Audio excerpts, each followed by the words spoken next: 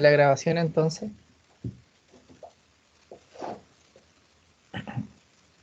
Y ahí está. Bien.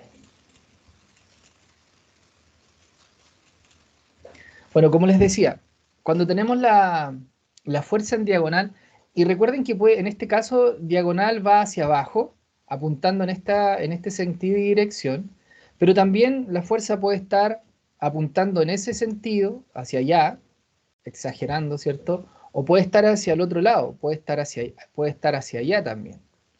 Entonces, independiente de dónde apunte la flecha, debemos, entre comillas, cerrar con sus componentes en un triángulo rectángulo. Entonces, esta fuerza F tiene una componente horizontal que deberíamos dibujarla hacia el lado derecho, así. Y esa va a ser nuestra componente X de la fuerza. Y tiene una componente vertical que nace del mismo lugar, que va hacia abajo, pero que yo la traslado a través del teorema del polígono y la dibujo acá. Y esa es la componente Y de la fuerza. Entonces la traslado para cerrar el triángulo y así, a través de ese triángulo, recordar que puedo encontrar las componentes rectangulares que ésta tenga. Es exactamente igual que lo haga arriba o que un compañero os diga, oye, pero yo puedo colocar aquí la fuerza I, como recién lo hicimos, que también es válido, y del mismo modo puedo colocar aquí abajo la componente X y también es válido. No hay ningún problema.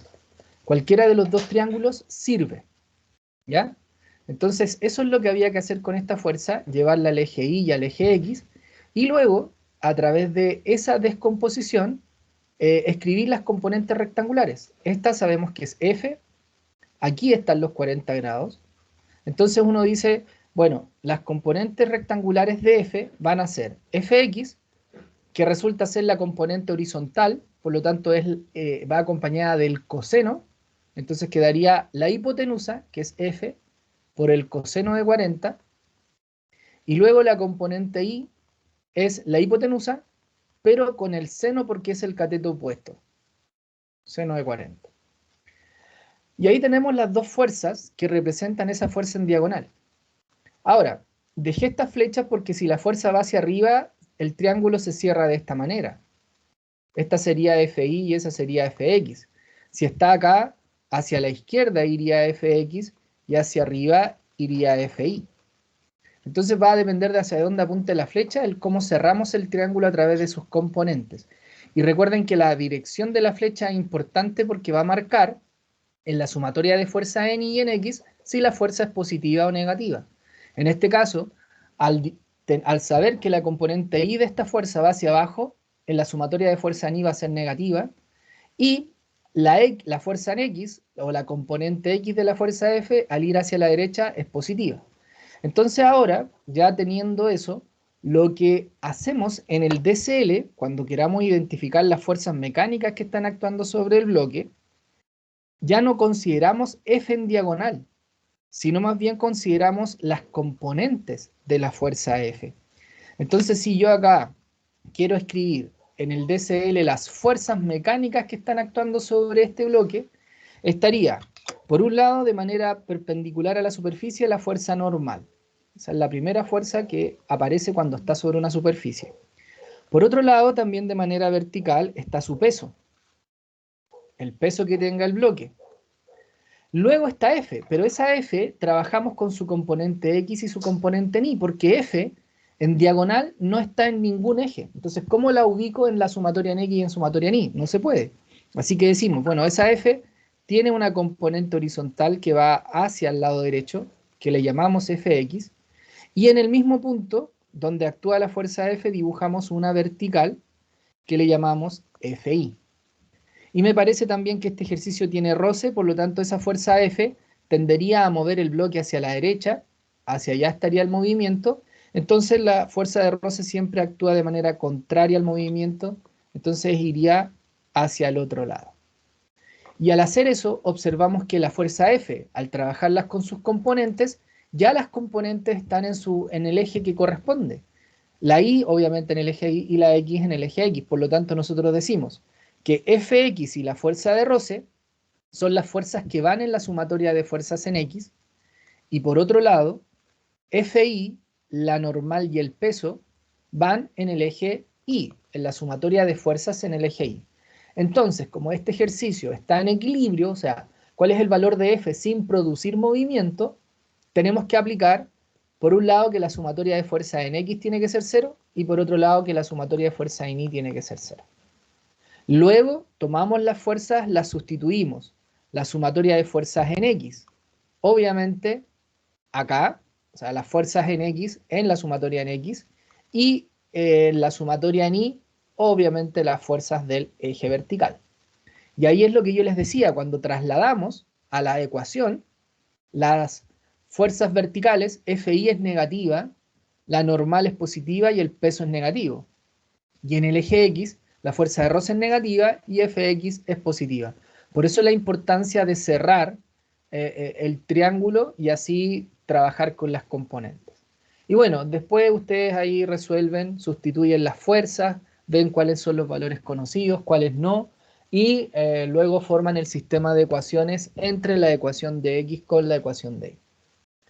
Entonces, eso es lo que quería comentarles porque me parece que no lo habíamos conversado en el sentido de qué pasa cuando hay una fuerza en diagonal actuando sobre un elemento. Que más allá de trabajar con la fuerza en diagonal, debemos llevarla a la sumatoria en X y a la sumatoria en Y. Y este paso de descomposición es muy importante para cuando a ustedes les toque ver la asignatura de resistencia de materiales. Porque en resistencia de materiales, la descomposición de fuerza está siempre presente y siempre van a tener que llevar una fuerza en diagonal, independiente cómo se llame esa fuerza, la tienen que llevar a un eje X y a un eje Y. Bien, eso quería comentarles entonces, como de manera anexa para que lo puedan reconocer para la elaboración y el estudio de la guía. Se los compartí ahí en el chat para que lo tengan como imagen y después puedan traspasarlo a su hojita de estudio este ejercicio. Bien, entonces, dado que no tienen preguntas respecto de la guía, de la diversidad de ejercicios que hay ahí, les dejo la clase para que puedan estudiar, para que puedan ir repasando. Y nos encontramos nuevamente el jueves con la misma tónica. Espero que ahí ya surjan un poquito más de dudas y que ahí podamos aclararlas antes de la prueba, que es el día martes. Comentarles que la prueba, por si el jueves tienen alguna dificultad de conexión, el día martes la prueba va a estar conectada desde las 8 de la mañana del martes. No, ustedes son vespertinos. Les acomoda mejor, a ver, va a estar cargada desde las 18:30 del martes hasta las 18:30 del miércoles. ¿Ya? Entonces, son 24 horas. 24 horas. Sí, 24 horas. Ah, Un intento en 1 hora y media. Y recuerden que los resultados los van a ver al finalizar, cuando terminen las 24 horas. La prueba tiene la misma modalidad que hemos trabajado hasta ahora. Ustedes tienen que ingresar al ambiente de aprendizaje, ir a la unidad 3, va a decir ahí evaluación 3 de dinámica y marcar la respuesta correcta de las situaciones que se presenten ahí. Y eso sería. okay, Ya, así que el próximo martes 6 es la prueba, de las 18:30 hasta las 18:30 del miércoles 7. Profesor, Bien, dígame, lo escucho. Profesor, buenas tardes.